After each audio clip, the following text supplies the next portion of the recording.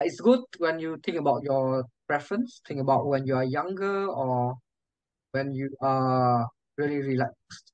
Because I think, at least according to the theory, the standard theory is that your type doesn't change.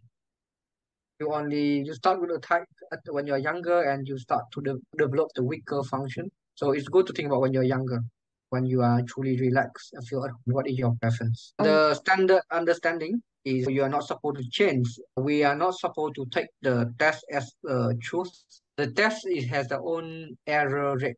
It can change based on your mood, can be changed based on how comprehensive test is. But I mean, if you can learn further about cognitive functions and the function stack, you understand that each MBTI type has a certain arrangement of their cognitive functions. So you only kind of like develop your weaker function. Like when you are younger, you are right-handed, use a lot of your right hand. As you grow up, you start to use your left hand more to support your right hand, something like that. But you are still a right-handed person. So that is the idea. And that's especially true when it comes to extroversion, introversion. These are very biologically located. There's a lot of research that shows neurologically the brain is different for extroverts and introverts, whereas some of the other cognitive functions has had evidence to suggest that these functions can change over time.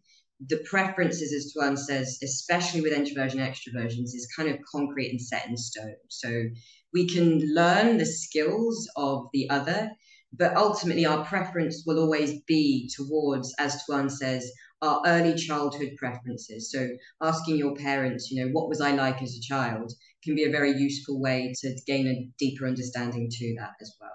Based on Jung's work, the earliest contributors to typologies, that we don't necessarily change our preferences, but we do develop the skills and the capacities to occupy a function that's not our preference. And that does take some inner work to know what we actually prefer, but the context in which we're thinking about these things will also affect that. So our home life versus our work life, we will have likely different preferences, also based on the type of work we're doing, but the people that we're working with too, because often we can exhibit compensatory behaviors based on the dynamics that we're in at work. So it does take quite a lot of work to know what's really my preference versus what's my response that I am creating in relation to the people that I'm working with, which is a preference only because it helps me do the work well, or it enables me to work better with others. But is it really a preference, or is it just something that I'm having to do in order to function better at work?